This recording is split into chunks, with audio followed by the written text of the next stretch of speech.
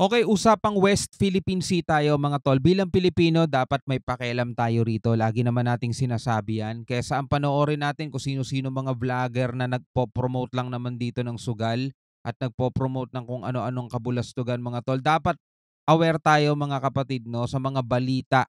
No, at suportahan natin mga tol si John Reps yan. Nakalagay po ang link sa ibaba. AFP o Armed Forces of the Philippines nababahala daw umano sa military base ng China sa West Philippine Sea na fully operation na mga tol. Diba? Kasi mga kapatid, yung China, alam naman natin medyo malayo yan sa atin eh. Do kapitbahay natin sila. Pero yung mga military base nila, papalapit ng papalapit. At eto nga huli yung na-discover, Subi Reef. Sobrang lapit lang yan mga tol sa Palawan. Katabi nga lang ng Pag-asa Island yan eh. Fully operation na mga tol, military base. So ito, panoorin natin to. Bago natin to simulan, huwag mo rin kalimutan mag-subscribe. Click mo na rin ang notification bell para ma-notify ka whenever na may mga bago tayong reaction video tulad nito. Alright, so huwag na natin patagalin pa. Panoorin na natin to mga tol. Ito ang larawan ng Subi Reef na kuha noong 2013. 2013! Yan Subi Reef mga tol. Ito pa yung itsura niya. Nang sinimula ng China ang reclamation o pagtambak sa lugar para gawing artificial island. Kita nyo, anong ginagawa ng ating gobyerno niyan? Palagay ko mas lalo silang nakapagtayo nung panahon ng Duterte administration mga tol. Wala tayong balita dyan 2016 to 2021. Tama ba?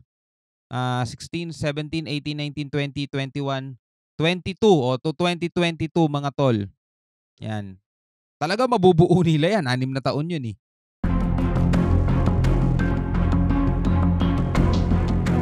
At makalipas ang ilang taon, mula sa mga kumpol ng mga bato at bahura na nakalubog sa dagat, ngayon ay naging ganito na ang Subi Reef. Ito na siya ngayon Isa na itong napakalawak na isla at fully operational military base na. Grabe, sabi nila ano lang yan? Fisherman's shelter. Mukha ba siyang fisherman's shelter? Ang Subi Reef o Samura Reef ay 26 na kilometro lamang ang layo nito mula sa Pag-asa Island. At dito ay makikita ang mga nagtataasang mga gusali. May mga radar, runway, seaport. Kapansin-pansin din ang mga hangar o isang pasilidad kung saan ipinapasok ang mga fighter jets upang huwag itong mabilad sa init. Mapapansin din dito ang mga missile launcher pero naka-ready na pero hindi pa malinaw kung ito nga ba ay uri ng pangdepensa o pang-opensiba. Dito ay mayroon ding mga warship ang China kung kaya't hindi nakapagtataka kung bakit mabilis na dumating ang mga barko ng China sa tuwing nadiditik nito ang mga barko ng Pilipinas na papalapit sa mga inaangkin nitong mga isla. Ayan tingnan mo Ito yung Palawan Napakalapit lang Actually mas malapit nga yung Subi Reef kesa sa mismong Pag-asa Island ng Pilipinas At saka compare mo yung Pag-asa Island ng Pilipinas at saka dito sa Subi Reef, makikita mo talaga mga tol kung sino lumalabag sa international law. Kasi yung ginawa ng China, bawal yan. Labag yan mga tol.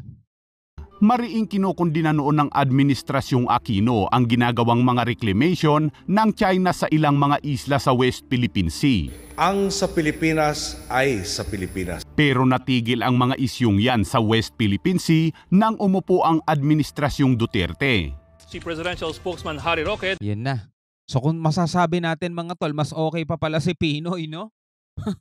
Hindi, pagdating mga tol dito sa usapang West Philippine Sea, so overall mga tol, alam naman natin malaki rin ang naging sablay ni Pinoy.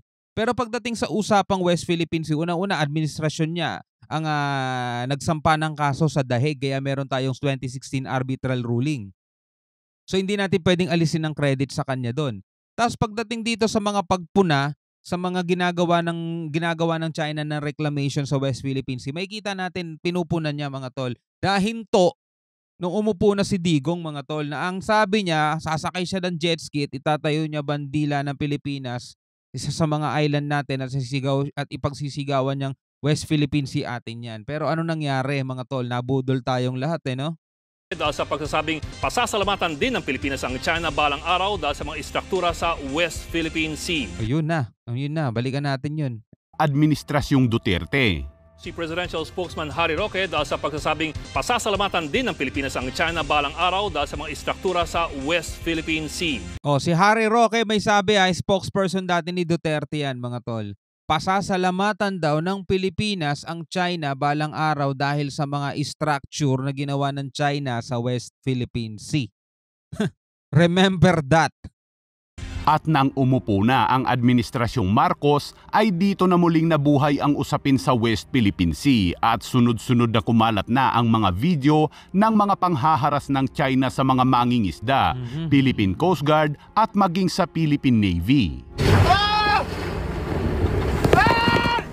Nakakabahala ang military base na ito ng China sa gitna ng dagat lalo't malapit ito sa Pilipinas at sakop mismo ng ating exclusive economic zone. Pero mo yung ibang bansa may military base sa loob ng bakuran mo. Sino ba namang di mababahala? No, may military base yan. May mga missile launcher nga Ayon pa sa ilang mga eksperto ay mababawi lamang ang mga isla na ito sa pamamagitan ng digmaan kung saan may pangako rin ng Amerika na hindi nito pababayaan ang Pilipinas at nakahanda itong makipagdigma sa China. Mangyayari itong digmaan na to mga tol kapag pinag-interesan ng Amerika itong mga isla ng China. Kapag gusto nilang gawing mga military base ng Amerika yan, naku po, hindi natin yan mapipigilan mga tol, mangyayari talaga yan. Kaya minsan nakaka-worry din tong Amerika mga tol Kasi di ba, halimbawa isang bansa, kapag pinag-interesan nila yung langis dyan, gagawa ngayon. Ito, sabi-sabi lang naman to hindi natin kinukumpirma kung totoo o hindi.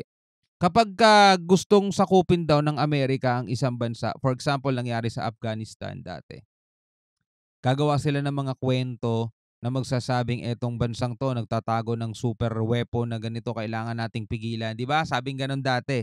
Kaya ang ginawa nila, sinugod nila yung Afghanistan. Pero ang tanging mission lang pala talaga nila is makuha di umano, yung langis doon mga tol. Yan ay kwentong-kwento lang naman mga tol. Hindi natin kinukumpirma yan. So etong mga base na to ng China, kapag eto daw ay pinag-interesa ng Amerika at gustong gawing US base, diba? Kasi ang Amerika mga tol, mahilig din magtayo ng mga base yan sa iba't ibang lugar. Dito nga lang sa Pilipinas, meron sila mga EDCA sites Pag eto mga island to, pinag-interesa ng Amerika mga tol, pwede magkaroon ng gera yan mga kapatid. Naku po. Base sa kasunduang Mutual Defense Treaty. I want to be clear. I want to be very clear. The United States defense commitment to the Philippines is ironclad. Pero depende pa rin sa mauupong presidente mga tol. Diba? Kapag ang presidente naman is ayaw naman niya na masyado ng gera, ayaw niya ng kaguluhan, gusto niya mas pataasin ang ekonomiya, gusto niya magpayaman, walang mga gerang magaganap mga tol. The United States defense agreement with the Philippines is ironclad. Any attack on the Filipino aircraft vessels or armed forces will invoke our mutual defense treaty with the Philippines. So may ilang mga netizens ang nagtatanong kung bakit hindi naman rumiresponde ang mga kano sa tuwing hinaharas ng China ang mga barko ng Pilipinas. Di pa rin ba nila alam? Matagal na itong sinagot ng Philippine Coast Guard at Armed Forces of the Philippines na ayaw muna nilang humingi ng tulong sa mga sundalong kano hanggat kaya pa itong aksyonan ng Pilipinas at ang gusto ng Pilipinas ay idaan ito sa maayos na usapan. Yun nga lang, hindi maayos kausap ang China at marami ng mga pag-uusap ang nangyari. Paulit-ulit na lang. Kaya ang Amerika ay patuloy ang pagpapatayo ng mga military facility sa bansa tulad ng mga imbaka ng langis at pagpapagawa ng mga runway nito na malapit na ring matapos upang makapag-deploy na ito ng puwersa sa bansa. Di ba? Paano pag etong nasipat nilang Subi Reef?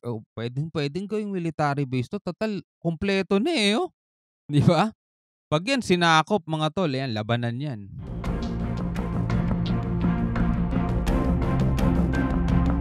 Batay po doon sa inyong monitoring, sir, gaano na po kalawak yung na-reclaim ng China sa territorial waters natin? The total reclaimed area within our EEZ and out of our EEZ, I could roughly around 3,000 hectares. Laki. This includes their major bases.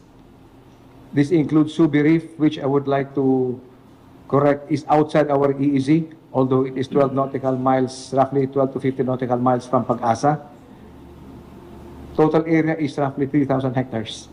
So lahat po yun, sir, may mga structures na po.